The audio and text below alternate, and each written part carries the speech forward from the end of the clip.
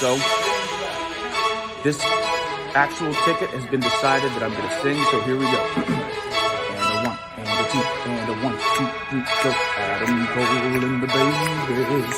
Adam Cole and the babies. Adam Cole and the babies. Adam Cole and the babies.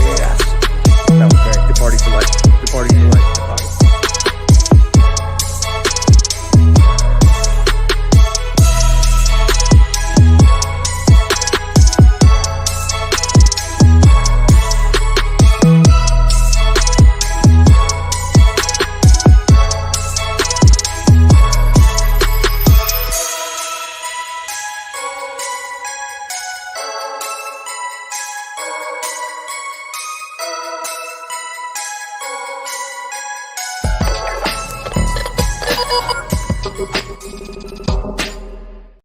What's going on, everybody? Hope everybody had a great weekend and a great start to their week. This is THS Wrestling presents That Wrestling Show. My name is John, and I am joined by my good friend, Neeson. Neeson, how are you?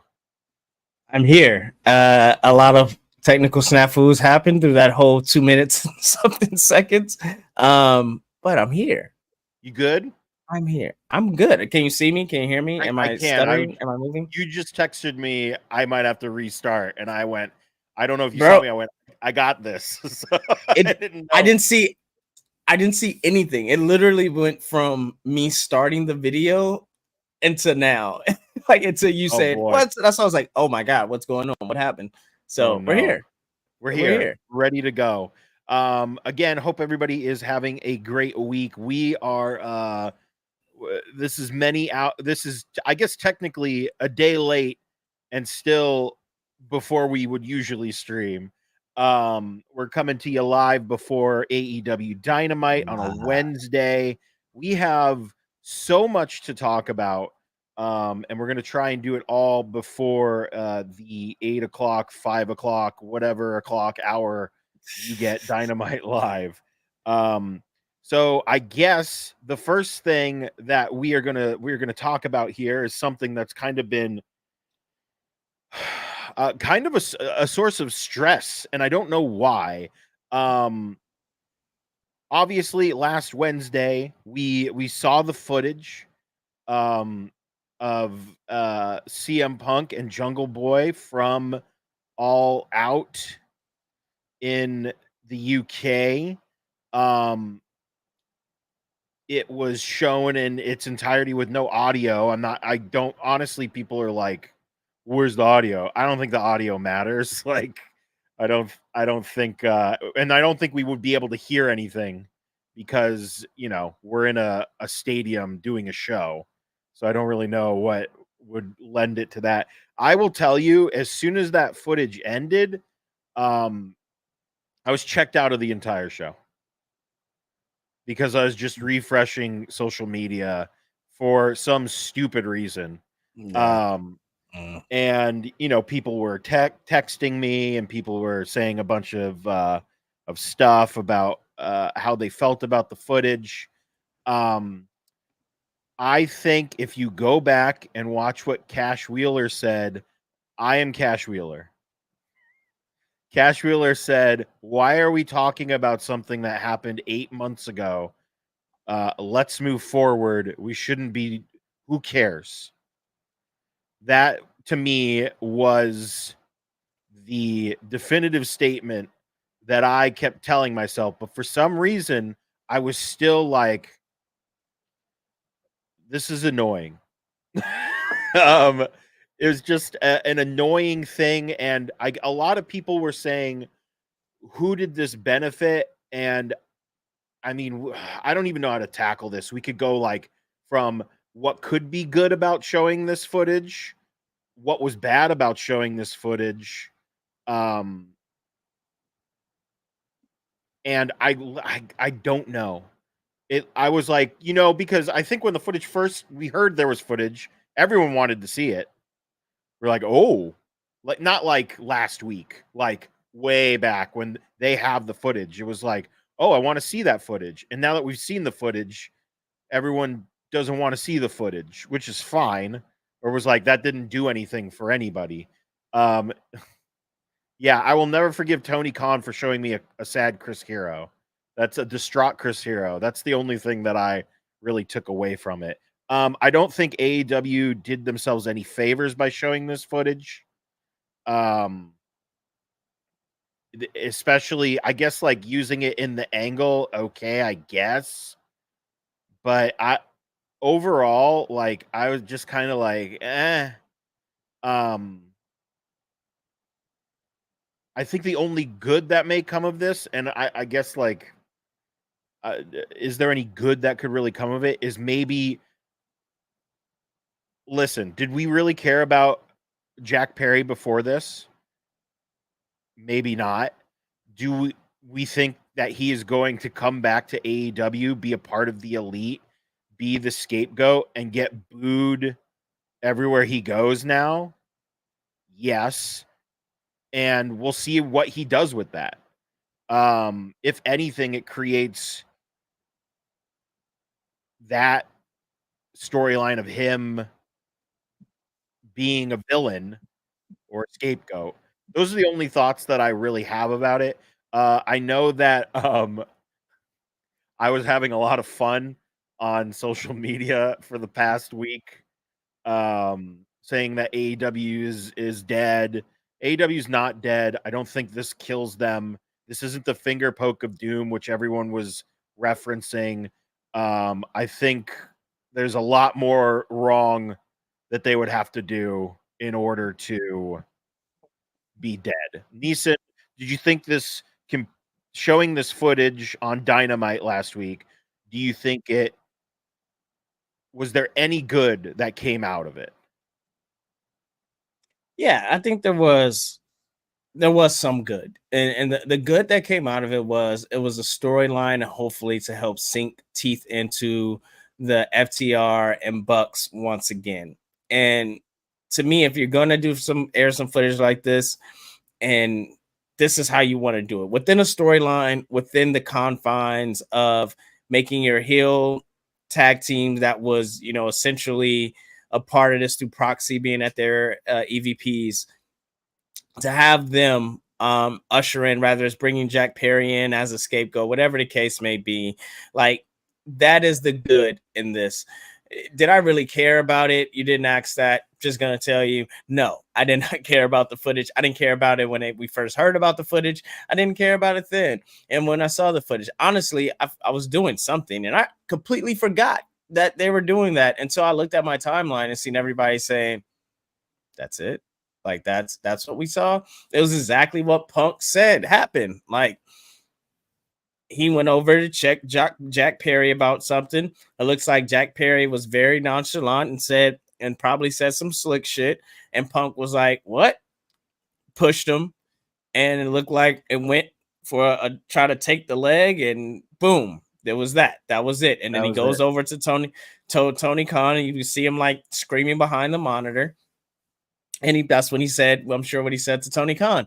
Like, I didn't care for it. Like, and I think at the end of the day, it's what you're going to do with it. And it just feels like it's still something that does not move the needle for AEW, but they're trying. I just think they're trying in the wrong ways. And, or there's, let me take that back. There's no wrong way of trying, but there is a certain like way of trying better, if that makes any sense. So yeah, I don't think it hurt or helped, but I think it could help. And just want to acknowledge, because we have been doing a show every Tuesdays at a certain time. We are doing a show earlier on a Wednesday at a certain time, due to scheduling conflicts with me on my end for sure. So we're doing this for the small few of you that's watching, but the more of you that will watch on replay. And Dylan, thank you for those pictures. I just wanted to say that, so we had it in the thing. Neeson sent me 10 pictures on Monday, and I went, what? Why is he sending me 10 pictures? Oh my God. Good stuff per usual. But yeah, I mean, I think we also had the Will Ospreay comments, which I get why, because shots were taken, and it's kind of like, do you just keep your mouth shut? In my opinion, yes, I think, because it's every time you retaliate against something that is said from WWE, it never comes off good. It just never comes off good. So I think we just need to stop talking about WWE and just do our own thing. But I will say this to CM Punk. If you, because clearly you still got their attention, could you please say something about AEW's women's division? Please, CM Punk, just say something, because then we'll get he'll be like, the whole show's women's matches now. Please, just something to make him angry and prove us wrong. That would be great. I would appreciate that. Yeah, I want to talk about this Ospreay thing. I think because when I seen it, I heard it, I thought it was corny, because it's one of those things where, cool, bro, your comeback is a line that's been said for 20-something years. A million times, yeah. Great guy. Appreciate it. But also, was he talking about you? We got to remember that Triple H has talked to a lot of these people when their contract comes up, and scheduling is usually the issue that comes about every season.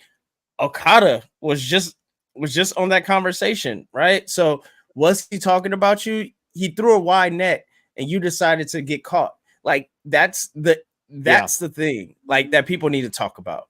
Like it's not, he didn't point out you, and like Will Ospreay said, he knew, Triple H knew that his family didn't want to move to America because of the child, right? So yeah, he's been taking back and forth. So if you know he knows that, why would you assume that he's taking shots at you? Yeah, right? Like, I mean, you're stepping in the shoes yourself that you're claiming that they fit. Don't do that. It also is weird because, like, now the Bucks and Ospreay are like, well, Tony told us to do this. I don't know. And that's you know what it sounds like? It sounds one of those things like, look, Triple H is very, I feel like he's made his comments, and I think that's, and if you could ask him now, would he take like the pissant t-shirt company comments back? I'm sure he would, right? Like, because you could tell he said it in jest with his friend, his best friend that was on stage with him that worked there, right? It was just in fun. It was just in jokes. It was just whatever. But one thing you can tell about Triple H is that he's about business. He's about working. He's about the boys. He's about the girls in the locker room. He's about telling stories. He's about professional wrestling. And I even think, like, if the cards are right, like, Triple H should be open into working with AEW, right? To do more of those things. But I just think, you know, AEW, like you said, they have to do their own thing. They just have to. They have to, and not worry about anything else. And I think people like the Young Bucks and Ospreay, you know, they have talked to Triple H. They have some sort of relationship with Triple H. Like, it's something's there where it's like, look, we don't want, you know, it feeds into the tribalism, as Dylan said, but Tony Khan feeds into that, you know, like, oh, let's get ratings. This is what our audience likes. So it's tough, man. It's tough. Yeah, I feel like in some aspects he doesn't know what his audience likes. You know, like, I don't like to, like, it's like, I'm watching your product because I want to watch your product. I don't want to hear about the other product. Right. I don't want to. So, yeah, AEW, figure it out. Come on.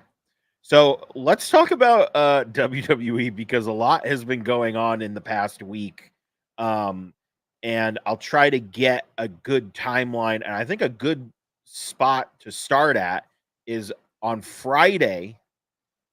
We had Jimmy Uso, Solo Sikoa, and Paul Heyman in the ring, basically talking about not accountability, but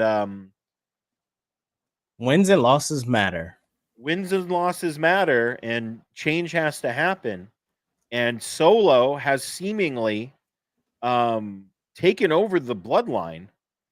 He has kicked Jimmy out of the bloodline, I assume, or he's just showing him who's in charge. Had a discipline. And he brought in one Tama Tonga, who threw up the one, and Paul Heyman tries to call Roman Reigns, and Solo takes the phone out of his hand and steps on it.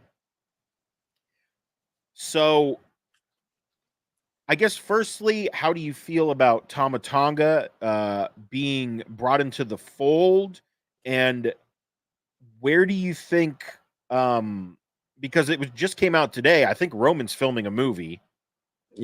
Yeah. So he might be gone for a while, but it sounds like he might still have hands on with everything that happens in the bloodline. So how are you feeling about this new chapter of the bloodline? This is like chapter 1 of book 2, but how do you feel so far from what we've seen just on Friday, the segment on SmackDown alone?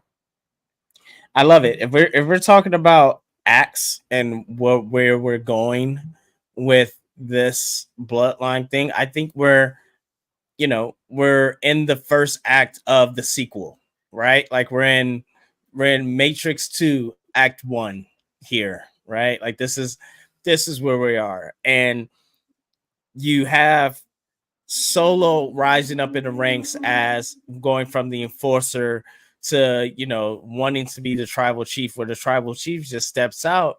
Look, he carried a lot on his shoulders. He had to go step away. He had to go take a break, step away and recoup and figure out what the next plans is. While he's gone, he's developing a plan.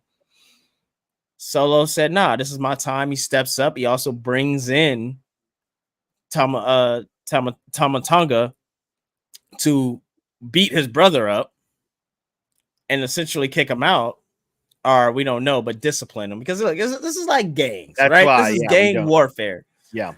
Gang warfare. Okay. We're Black and White bloodline versus Wolfpack bloodline. We're not there yet. Not yet. Yeah. But I definitely think it's gonna be.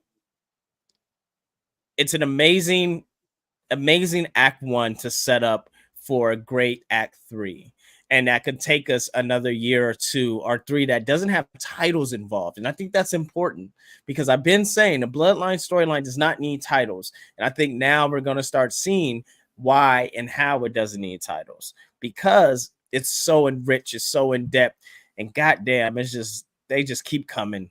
They just keep every time you turn around. Another one. There's another cousin, brother, uncle. All they need to do is add a sister in there, and it'd be great. Well, I mean, they've got a couple on the roster already.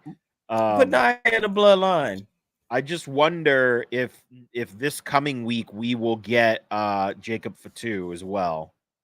I don't think this coming week we will. You don't think so? You think no? I think you wait that out for at least the start of the summer. Okay. Because this essentially, it feels like what we're getting to is Bloodline Civil War, which has been talked about ad nauseum. I know I've been saying it a lot, but we're getting to that for Survivor Series, right? It's we're going to get. Though. That's the thing. Yeah. Oh, it's going to be great. We're going to get Roman Reigns versus the Usos and Jacob Solo and Tonga. And I think in order to do that properly, you have to have it played out over the span of months, like where, Jimmy's going to try to get his lick back. It doesn't work. He's going to have to go get Jay. Then they reunite the Usos. They're gonna go get their lick back. Jacob comes in. Now they're outnumbered again. And then the big dog, the tribal chief, the head of the table, the goat, the mountain. I think Roman Reigns comes. And I think that's great. But then are we one-upping it? Because I don't think The Rock is done with the bloodline either. Yeah, but I don't think we're gonna see him. If we do see him, Cody first. We see him Survivor Series, or we see him later in the year, right? And yes, like he said, when he's coming back, he's coming for you, boy. I'm coming for you. And I think going for him, saying that, and when Roman Reigns is like, I need my lick back on Cody. What we doing? He's like, nah, you lost. It's the final boss's turn. And I think that's when we start getting that friction back again. So right? Agreed. So if Roman was to be with the Usos and then The Rock was to go with Solo and Tama and eventually Jacob Fatu, who is the fourth on the other bloodline, and why is it Sami Zayn?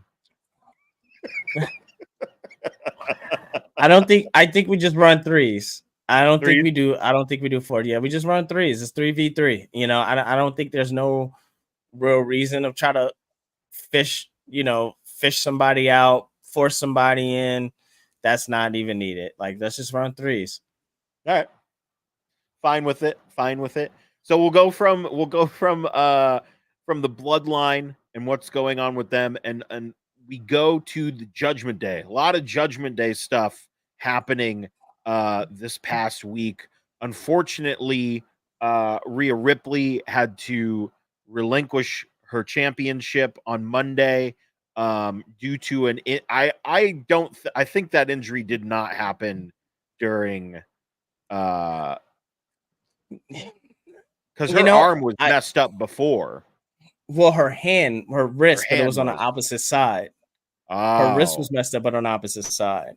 And at first I thought like maybe she hurt it during WrestleMania, but she was able to lift everything during WrestleMania. And if you watch that clip on her hitting against the wall, it's not a thing of like she hits and then like, oh, I have to remember it hits instant, like, whoa. Like, Yeah. So it could be, but that's I had the same thought, but I rewatched WrestleMania and it just didn't feel that she was very much like able to have motion in her shoulders. So mommy is gonna be out, and which leaves an opening. So I want to ask you if you're looking at the women's roster of SmackDown and Raw and NXT, I guess with the draft coming up, who are you putting in the finals for whatever tournament they're gonna run to go for a women's title? Well, I just wonder because they haven't said what they're doing with it yet, right? Because we could it's gonna be some tournament though. But do you think probably Queen of the Ring? Oh wait, isn't the draft next week? Yes, next week. Yeah, that's right. Queen of the Ring is right after that. They run it the same freaking week as the actual NFL draft, which is very dumb. Actually, it's very smart. That's really smart. Capitalizing off all that draft SEOs out there. You see those new Jet logos? Those new Jet unis? I'm gonna be honest, you guys change your uniforms every year. It's been 5 years. I feel like last year it was like a uniform reveal or like a helmet reveal or something. Like I feel like it's always that. It was so last year. Sorry to get off topic, everyone. Last year, I believe they just revealed a different color scheme for a helmet. But this is all new logos. It looks absolutely great. But who do I think is going to be in the finals? I guess it really depends because that's a Raw championship. So it's kind of like. But the draft, that's what I said. It's open. It's open. I know. So, well, that's why I'm saying like could I say? I guess if I could pick anybody, I think Liv goes to the finals automatically, in my opinion. Okay. And Raw is blissfully in Columbus, Ohio this week. Don't Don't do that to me, Dylan. I don't know. I love Alexa Bliss. She's great. Cheers. And that would be awesome. But I don't know if she's ready to come back. I don't know. But also that brings up a different point, which we'll get to that in a little bit. But I think Liv for sure in the finals. I'm trying to think of somebody else that I would be like, because I was really honestly disappointed that Liv didn't have some sort of WrestleMania match. That felt really weird to me. I don't know. She just came back before Mania. Look. I'm sorry. You're right. She needed a WrestleMania moment. You're right. Come on now. You're right. I think Liv or Nia Jax. I guess this is as good a time of any to put the title on Nia and see what happens. I feel like Dakota would be great too. Oh my god, I would love a Dakota singles run. Finals. I want to know who went finals. Nia Jax, Liv. You think Nia Jax, Liv would be the final? Yes. Oh, do you think Jade is? No way. No, I want to be like, even though I think it would be smart for her to be in said tournament and get costed the opportunity by a potential tag feud that they have, so they could go for those women tag team championships. I think that's great storytelling and yeah, but yeah, I think the finals, of course, Liv being in the finals is great, but I think if we're gonna make Liv a bad guy, she needs to be in the finals against somebody that we all love, and I think she needs to beat Becky Lynch. Whoa, you think finals are Becky, Liv, and Liv wins? I'm down with that. Like, I think you need to beat Becky is the last stateswoman that's not tied up in a faction. Like, it was Asuka, Charlotte's out, Bianca's with Jade. That's why it was so important for Rhea to beat Becky at WrestleMania. Like, she had to beat Becky because Becky is the man, no pun intended, right? So I think in order to really make that title, what we've seen Seth do with the title, with the men's title, we need Becky to solidify it one more time, and that's through a losing reign. Now, if Becky is gonna turn bad, then hey, that's dope. I want her to win. I want Becky to win and turn back and give her the heel run of a century with that title until Rhea gets back, and then have Rhea beat her again, right? Like, but I think you're selling something with Liv. I think you're building something with Liv. Have Liv beat Becky, and then maybe get to like a Nia Jax Liv moment or something. It's just because Liv is like, this is the first, like, she's hot. Like, she's hot, but she's hot, like this is the first time that she's really, really over and has something to sink her teeth into. So, let them all cry about it. Yeah. Live Revenge Tour. I'm down with it for sure. Yeah, and Dr. Umar understand. Huh? I said Dr. Umar understand. So the Judgment Day, we're talking about Rhea. We did see, I thought, something very interesting. We saw Damian Priest kind of looking at the rest of the Judgment Day, or at least our two stooges, Donna and Dom, before Finn joined in, being like, what are you guys doing? This wasn't the plan. So it seems like we are, the cracks are forming in the Judgment Day. and especially with Rhea gone, who is, I mean, I know there are no leaders in Judgment Day. If anything, she is the one that holds the group together, in my opinion. Yeah.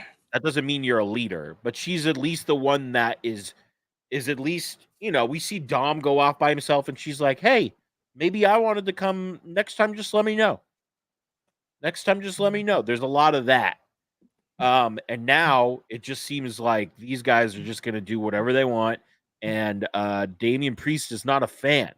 So are we going to witness? Well, Dylan already said it. Are we going to see Damian get ousted from the Judgment Day? That's the thing. If you out Damian from the Judgment Day, who am I supposed to like? You know, I don't. Well, maybe that's period the point. Out of that. But I'm saying, so you just have both people. If you're outing, if you're kicking someone out the house, and I don't like the person that you're kicking out the house. Oh, and I also don't like you. Why do I care about you kicking someone out the house? Is this a personal preference? Like you don't think Damian Priest can be a face? Is that what? Yeah. Well, yes, that is 100%. 100%. And well, I don't want to say I don't think he could be a face, but I just think he's having such a he's just getting started on air. Right. You know, that could be a really good heel run. Why would you muddle that? Yeah, I get what you're saying. That he got here because of who he is now and what he's been doing. So why would we turn him face so quickly? So maybe this is just a bait and switch where but we have to get to Sand at the Cat. What is it? Clash at the Castle. We have to get to Clash at the Castle, right? Like, it's no way that Drew McIntyre isn't in that main event, right? Right. There's no way. There's no way. Like, he's on the front of the cover. It has to be. And there's no way. Like, he needs this moment again, doesn't? Like, he needs a real Scottish UK moment, right? Yeah, I think that would be very nice, which is, I guess, why I was a little confused as to why he won at Mania, but I guess he wanted the Mania moment in front of people, that whole thing, and we get the whole CM Punk thing. Yeah, I think it's because it's boom, that's what it is. What am I even thinking? What am I thinking?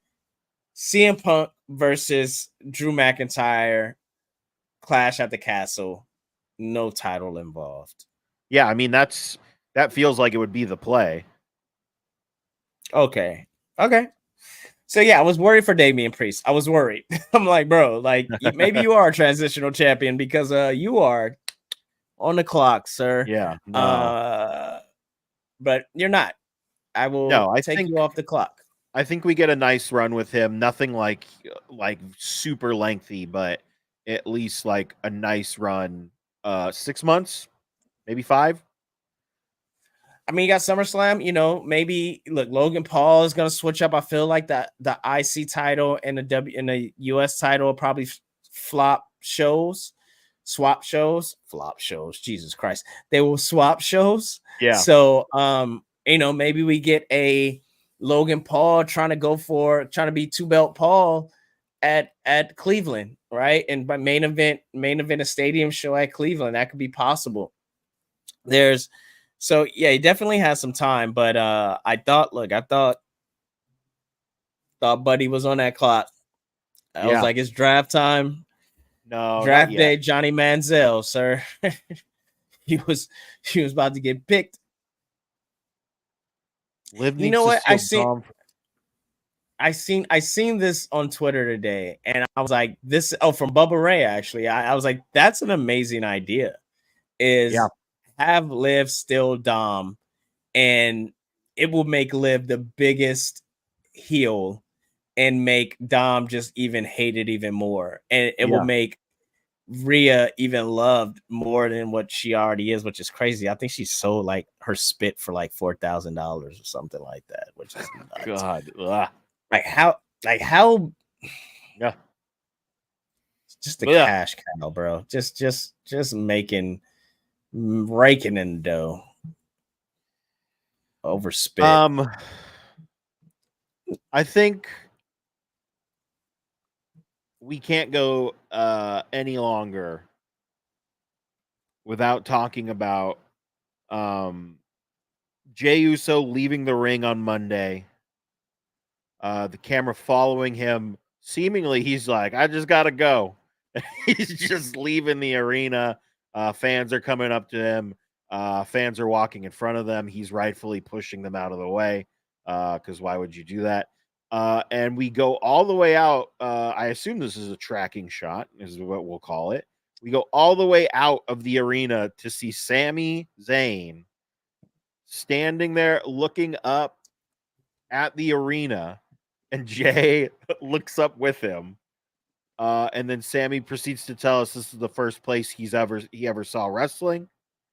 What were Jey and Sami looking at? They were looking directly into the eclipse, is what was happening. They're both blind now. Every match will be a blindfold match. That's what they're. I mean, it was very reminiscent of that. This is nope. So Sami tells the story about, this is the first place he saw wrestling. Now he's main eventing. All right, I'll see you later, Jey. And he's like, all right. And then we follow Sami back into the same way Jey came out. This was and the entrance down the steps. Just an amazing piece of television, especially for wrestling. And I've been watching more and more weekly, and I think I saw a TikTok video where someone said it's so easy to watch WWE now, and I think what they mean by that is like it's so well done now, and it's not like cut, and it's just like, oh my god, it's so maddening. It's just really, I hope Kevin Dunn is really enjoying retirement. I do too, man. We got to send that guy a card or something. Hey, thanks for finally leaving. But I thought that was a very cool point to be like, it's easy to watch now. Like it's not like it used to be. And I want to get your thoughts on the Jey transition to Sami entrance. How do you feel about it? And what is our price point to send something to Kevin Dunn? What do you think? Like $25? First of all, I just want to take this time to thank Kevin Dunn. I think he does get a lot of flack, and rightfully, unrightfully so. That's all subjective to what how you choose to watch your television.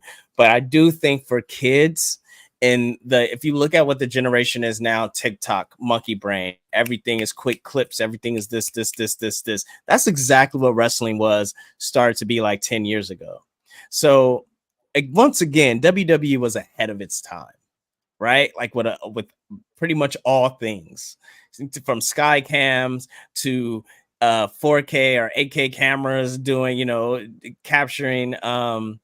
capturing wrestlers coming out at entrances, which they use into NFL, to even those quick cuts. And before TikTok was around, before the as we call it on our marketing side, like the monkey brain, like it has to be quick, like nothing more, like 3 cuts within fucking 10 seconds. That's a lot, right? And that got jumped up more. So I do, in all seriousness, want to say thanks to Kevin Dunn, because that was ahead of his time. I think being ahead of your time, you just played it out so much. Yeah. And it fell into a comfortability. And which is, it happens, right? But it was ahead of its time. So kudos to that. Now, when I tell you I was 6 to noon, baby, off that shit. That boy, that pinched the tent. I'm talking Red Bull gives you wings. I'm talking Rhino gas pills at the gas station. That sort of cinematography is what just what's the gristle, you know, that's what does it for Neeson. And I think I talked to someone over WrestleMania weekend that is firsthand involved. I would not mention their name. That's firsthand involved in these changes. And I basically just bowed at their feet. And I said, what you're doing is so remarkable, even the little things, by using 24 frames per second on backstage footage when they come in. And she was sorry, and they were like, it's so simple. They were like, it was so simple, isn't it? Yeah. Like just putting a time code in a corner showing what time they arrived makes it feel real. Just showing them as real athletes, showing them that now when you're walking backstage, you may cross another group of people wrestling, walking backstage as well. Then you're picking up on a conversation. It makes it feel like its own world, like it's a real workplace, like it's a world, like it's Pam walking across Dwight and talking to Michael, and the camera may swoop over and talk to that person. And I was like, yeah, like this is the thing that I've been talking about.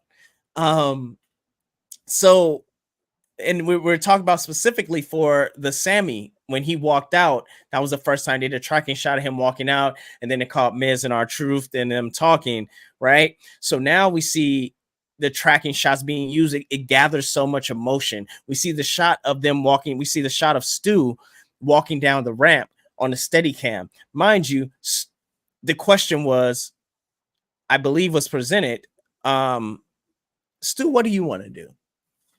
You've been here for so long. What do you want to do? And when you have so many talented people that's been doing a great job, of course they want to ratchet up. Like, yeah, I have an idea. I want to do this. And look at what we get.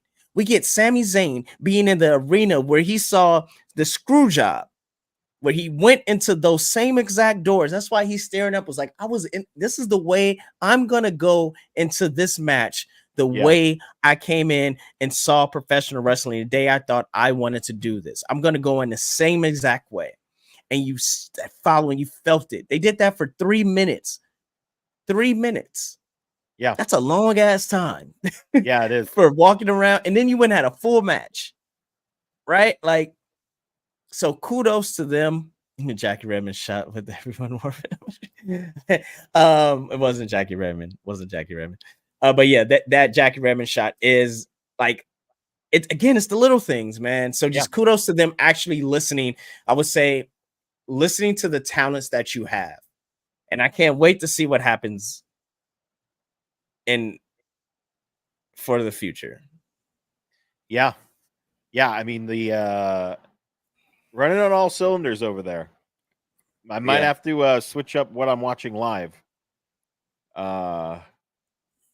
But I will say it's weird for me to be like, oh, Raw's on? And then put it on. Instead of being like, well, I'll just read what happens or watch highlights. Yeah, because hey, no one's making you watch this. No, I know. No, I'm saying that's what I used to hear from you, right? So it's like now we're getting to the point where like, it's on. I'll watch it. Yeah. It's kind of cool. It's still cool. Like we are in such a weird era where, well, not a weird era. It's basically like how it used to be in the 90s, but we have, we're texting more. So I get texts every Raw and SmackDown now from friends being like, did you see that? That was crazy. That was a cool shot. And it's like, it's just so wild. I love it. I will say this is a real wrestling renaissance. I think that's, we call it Triple H era, we call it, the social media or whatever. This is the Renaissance era. to me. Yeah. Like no Beyonce, but this is the Renaissance era. This is the era. I keep saying era. The era of just balls to the wall. There are no rules, even within the rules and confines of what we have in society. And I think that's the one thing that The Rock really made clear. Like, yes, there are rules, but rules are meant to be broken. And what are they going to do if they hit ratings? They hit numbers. And the people that are in society that have been held down by all these rules and parameters and regulations, and you have to be sensitive, rightfully so, to some things, but sometimes overly sensitive. We're going to push those buttons and we're going to make people feel again. And that's what he said. Wrestling is cool again, but wrestling is actually emotion again.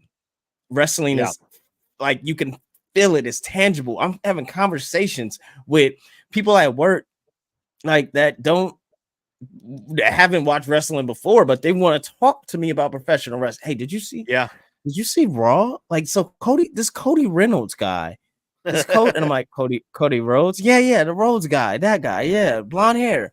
Yeah, so he's really good, right?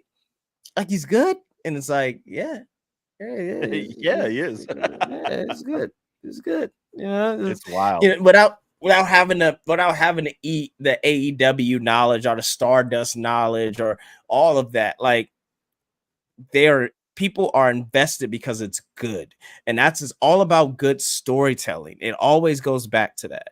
And so I know he said the big three, Renaissance era is the big three. Shout out to Jade, Naomi, and Bianca. But I really think this Renaissance era of wrestling is something that's going to be just legendary. And I really feel like we're only getting started, because when you remove the big monster, you remove the big bad, when you remove Thanos, right? Like, people are like, oh, phase 5 sucked, whatever. It's like, look, you have to set up for all the big climaxes that's going to come later, and they must be bigger. We're about to get Galactus. We're about to get fucking Silver Surfer. We're going to get Silver Surfer's girlfriend. We get an X-Men 97, which is incredible and the best TV show of all time. All time. Top 5, dead or alive.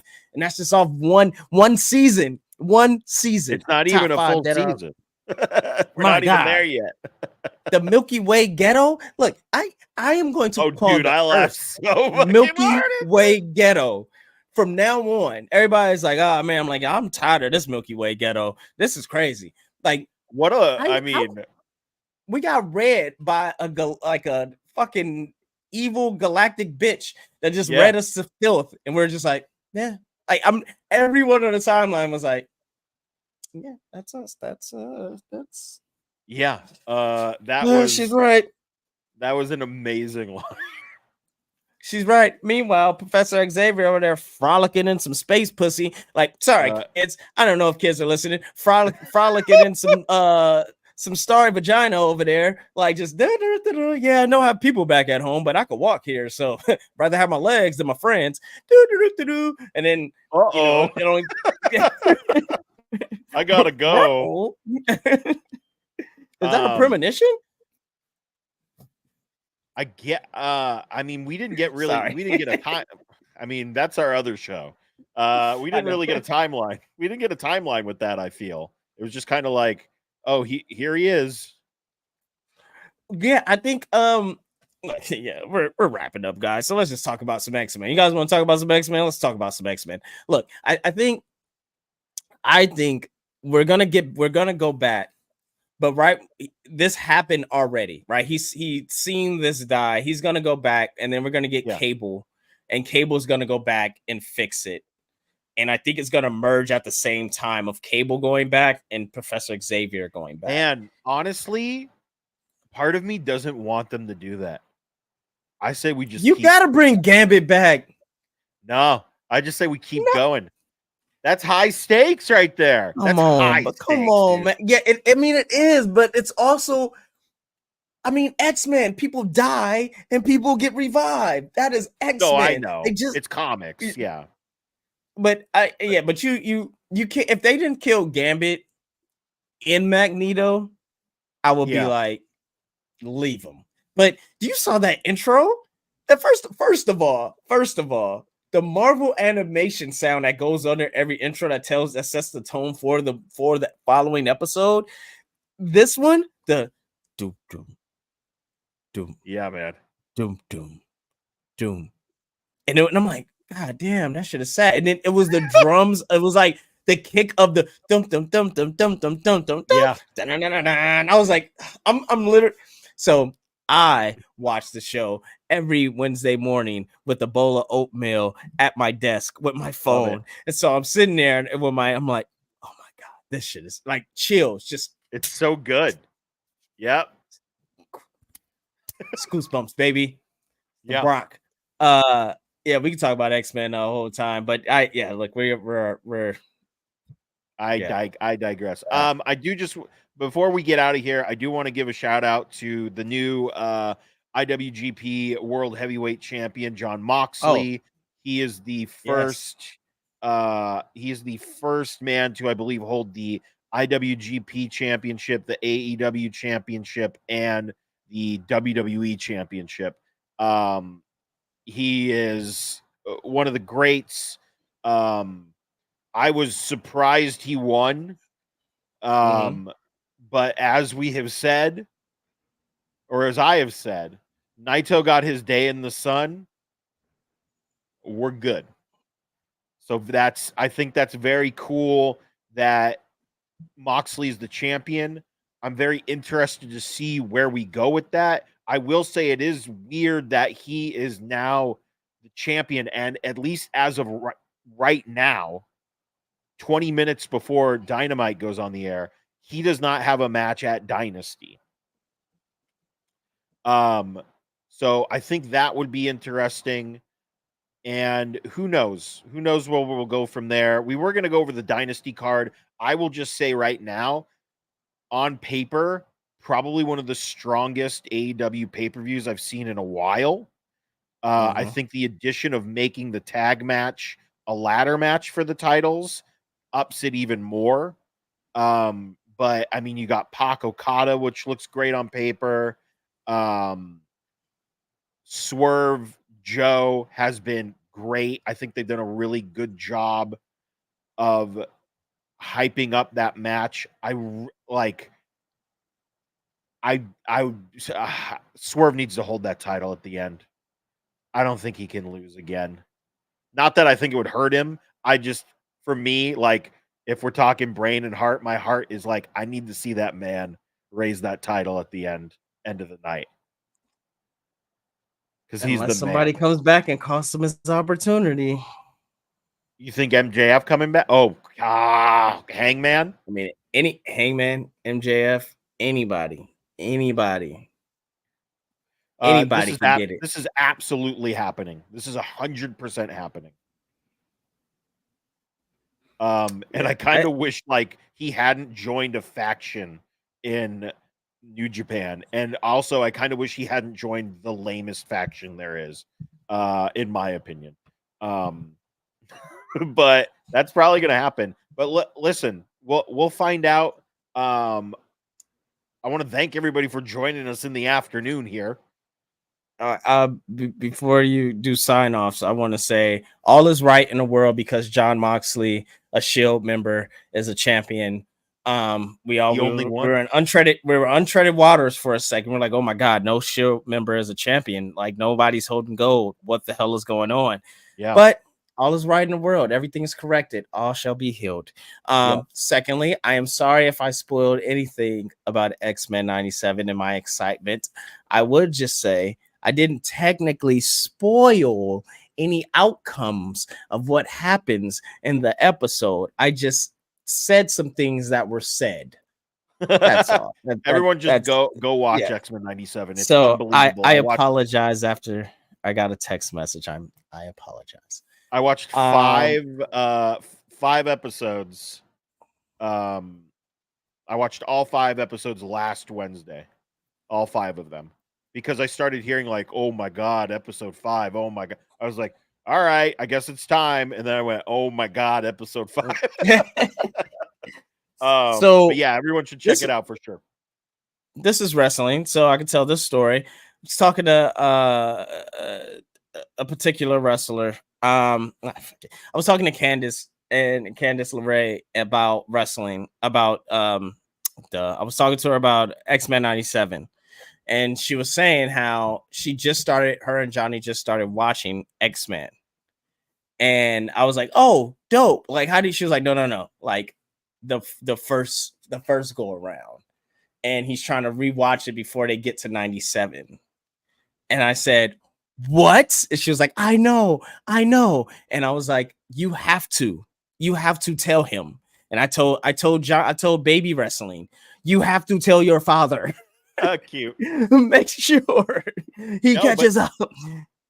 What he has to do is what I did, because everyone's like, oh, well, I got to watch. And I was like, I'm not doing that. I found a YouTube video that literally told me it was 30 minutes. I watched the whole thing. Great guys. Watch the whole thing. I don't got time to watch 97 episodes of something I 96, remember. And it's great, but sometimes it's not worth it. Like, animation is terrible. But but I told, so then the last day, Sunday, I ended up like getting to talk to Johnny, and and I'm like, all right, bye. I'm like, oh wait, what are you doing? Start X-Men 97 now. What are you doing? You're making Baby Wrestling and your wife wait for X-Men 97. He just started dying. So yeah, so make sure you guys definitely watch it. I'm gonna figure out a conversation that, and I think that was my last point before I wanted to sign off. There you go. That was it. All right. Well, where can everybody find you on the internet and tell you that you ruined X-Men 97 for them?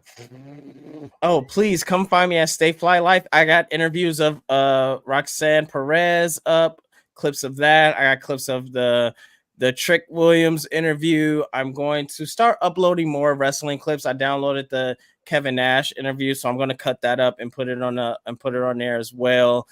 Just so we could have more wrestling content out. But yeah, find me at Stay Fly Life anywhere and everywhere except your mama house. There you go. You can find me pretty much everywhere at JP Thrice. If you head on over to youtube.com/that_show TV, you can see an interview I did with some of the cast of Resident Alien. Please go check that out. It was a lot of fun. What else? I'm doing a podcast tomorrow. I don't know when it's going to be up, but I'm going to be talking about Jay and Silent Bob Strike Back with one of my friends. What's up? Dylan, I'm going to release a video and I'm going to explain to you why I'm standing on what I'm standing on at WrestleMania, the WrestleMania press junket. So yeah, everybody's been asking me. I gotta actually. That man's winning the title next week. You said what? Winning the title. That man's winning the title next week. I mean, he has to, right? Yep. Like, he has That's to. Gonna like, be great. It's no question. Yeah, he's shout out to Nigeria. Look, we could go on fair. Shout out to Nigeria for his footage being used on NXT yesterday. Mind you, he called me. He was like, "Bro, they would have used your footage if he wasn't standing on top of the chair." And I was like, no, they didn't use it because I was on I shot it horizontal, but he shot his I shot mine vertical, he shot his horizontal, and they just took it off his YouTube and they played it. So pretty cool. Released the footage. I'm gonna just tell the story because my camera person that decided to press record, he didn't press record because he was nervous. So he was like, wait, are you ready? So but it's a story. Trick definitely laughed and definitely remembered it, and my knees definitely feel it. So here we go. All right. Well, make sure you check us out on Instagram.com/THS.wrestling. We're both trying to be just a little more active on there. Just a tiny bit. Just a little bit. What is that? It's a black wrestling sticker. It's a Black Wrestling Pod sticker. Oh. That's great. Yeah, when you get Red X, this issue. Yeah, so by the way, I am a fan for Lola Vice. Lola Vice is the greatest women's wrestler in NXT. That's right. All right. I said it. She's taking no L's. Fair enough. I have no statements like that right now. Besides, yeah, you do. Yeah, you do. Just go for Lola Vice, because who she's wrestling on Tuesday doesn't matter. Who's she wrestling on Tuesday? Oh, Jesus Christ. Fuck. All right. Well, I can't get into that. All right, guys. Make sure you check us out on that #show.com for everything trending in geek pop culture. And we'll see you guys next week. Yeah. Lola Vice is the truth. My personality.